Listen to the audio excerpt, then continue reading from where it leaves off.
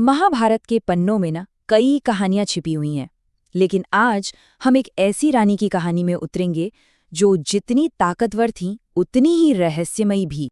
कभी सोचा है कि महाभारत की सबसे रहस्यमयी रानी कौन हो सकती है? एक ऐसी रानी जिनके बस एक फैसले ने कुरुवंश की पूरी कहानी की दिशा ही बदल दी। इनकी कहानी की शुरुआत किसी महल से नहीं, बल्कि एक नदी के किनारे से होती है, जहां वो एक आम मछुआरे की बेटी के तौर पर पली बढ़ी। लेकिन कहते ना, किस्मत को कुछ और ही मंजूर था। उनकी नियति उन्हें उस नदी के किनारे से उठाकर सीधा हस्तिनापुर के सिंहासन तक पहुंचाने वाली थी। और उनका नाम था सत्यवती। एक ऐसा नाम जो महाभारत की कहानी के बिल्कुल केंद्र में है, पर अक्सर लोगों की नज़रों से इनकी कहानी छूट जाती है। तो सत्यवती की कहानी शुरू होती है उनके शुरुआती जीवन से, जब वो सत्यवती नहीं बल्कि किसी और ही नाम से जानी जाती थी। एक ऐसा नाम जो उनकी पहचान भी था और उनकी सबसे बड़ी मुश्किल भी। उनका नाम था मत्स्यगंधा, और उनका काम था अपनी नाव में लोगों को नदी पार कराना।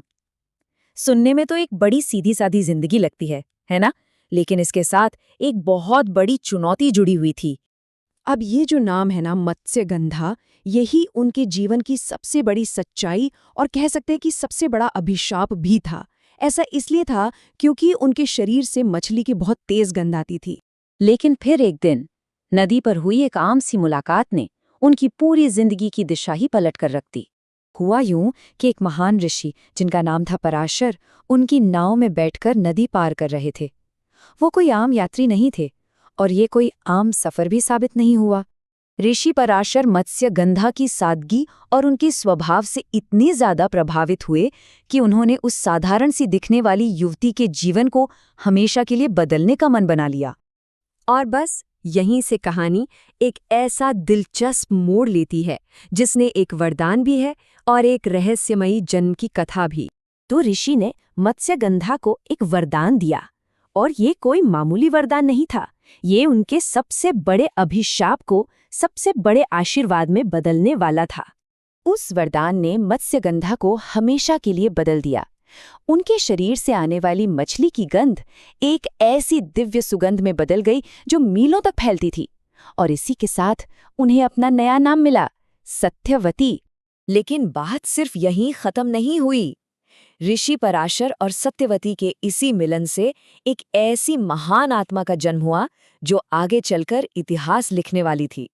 और वो कोई और नहीं बल्कि स्वयं वेदव्यास थे। जी हाँ, बिल्कुल सही सुना।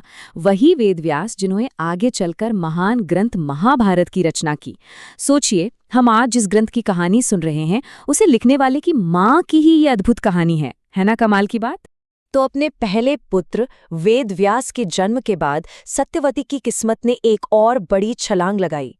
अब शुरू हुआ एक साधारण कन्या से हस्तिनापुर की महारानी बनने तक का अविश्वसनीय सफर।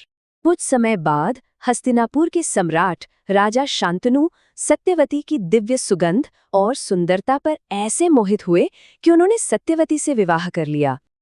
और इस तरह एक मछुआरे की बेटी जो कभी मत्स्यगंधा के नाम से जानी जाती थी, अब हस्तिनापुर की सबसे शक्तिशाली स्त्री यानी महारानी बन चुकी थी। एक बार सोचकर देखिए, उनका सफर कितना अविश्वसनीय था। एक साधारण नदी यात्रा से शुरुआत, फिर वेदव्यास जैसे पुत्र को जन्म देना, और फिर राजा शांतनु से विवाह करके हस्तिनापुर की महारानी बनना।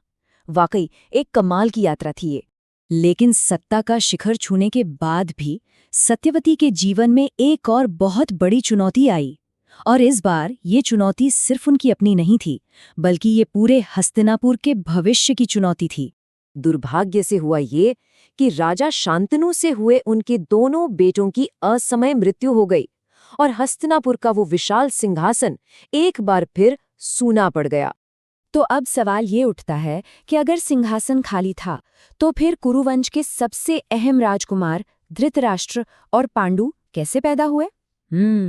इस रहस्य का जवाब सत्यवती की कहानी के अगले अध्याय में छिपा है।